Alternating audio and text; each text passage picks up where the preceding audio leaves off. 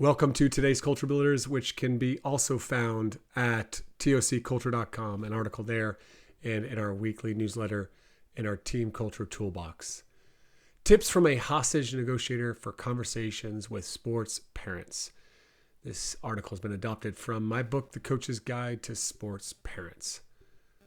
So in a previous article, last week's article, I discussed the importance of having hard conversations with parents, but what are the keys to having them well? While each parent and situation are unique, I'd like to share a proven 3-part framework for engaging in difficult discussions. My recommendation is that because they are the focus of the discussion, the athlete should be a part of these conversations when possible. So step 1, actively listen. When individuals feel truly heard, studies show they become more receptive, less defensive, and more open to new perspectives.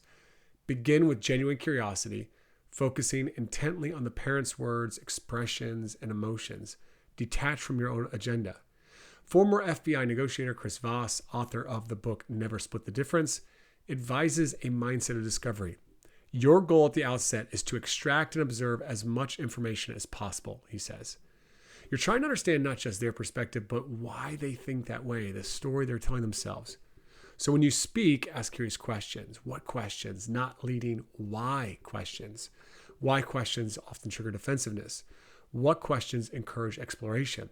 Questions like, what would you like to discuss today that would be helpful for you and your child? What are you noticing? What's so important about that to you? What reasons do you have for thinking and feeling that way? What would be a good outcome? A good solution? Tell me a little bit more about whatever. If unsure, embrace silence and practice reflective listening. Paraphrase what you've heard, like it sounds like, or what I think I've heard is. Then ask, is there anything else that I'm missing? As Voss teaches, you'll know they'll feel listened to when they respond with, that's right, not you're right. Listening deeply not only uncovers insights, but helps parents become aware of what's truly at stake for them. Often, active listening alone completely resolves issues. As Philip Stanhope once said, many a man would rather you heard his story than grant his request. Sometimes parents even experience a breakthrough, like the mother who had an aha moment with a coach that I work with when she exclaimed, I'm so sorry, I just realized that I'm turning into that crazy parent. This is for my son to learn and deal with. Even without this realization, they'll be more receptive to the next phase. Step 2, share your perspective. Once the parent feels heard, thank them and ask them permission to share your observations and reasoning. If it's all right, I'd like to share our perspective, something like that. Now, before sharing, Chris Voss, he recommends an accusation audit. Name potential criticisms the parent might harbor, owning them to a degree to disarm them.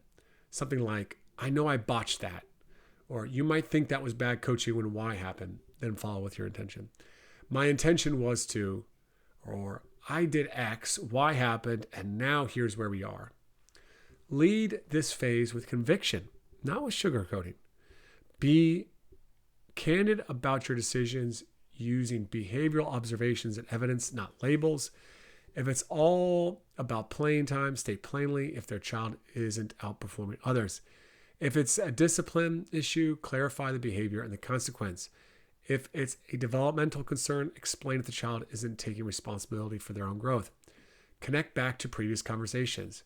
For example, I remember at the start of the season you expressed concern for your daughter's mental health. Giving her more playing time isn't the solution, as we both know she needs to develop better coping skills for life's adversities. This is an opportunity for growth or for discipline. He knows the team's standards and consequences. He'll continue to sit out if he chooses to complain to referees and criticize his teammates.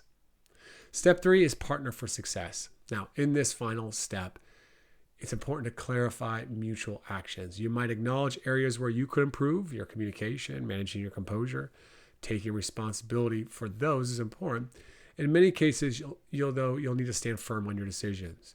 Use inclusive language. What's the best way for us to move forward? Or what can we both do to support your child? As parents share their next steps, inquire about the support they need from you. Parents may make requests that you are unwilling, unable, or believe are unhelpful to fulfill. At this point, establish boundaries. I'm sorry, but that's just not something I'm willing or able to do for you and your child. Clearly verbalize whatever you are committed to doing to support the athlete. Ultimately, the goal of the conversation is for the parent to feel heard, gain new insights, and establish a clear path forward where everyone understands their role in the athlete's success. Coaches, do you want more ways to minimize parent issues and get them supporting you and the team? Get your copy of my book, The Coach's Guide to Sports Parents, and check out our Working with Sports Parents online course.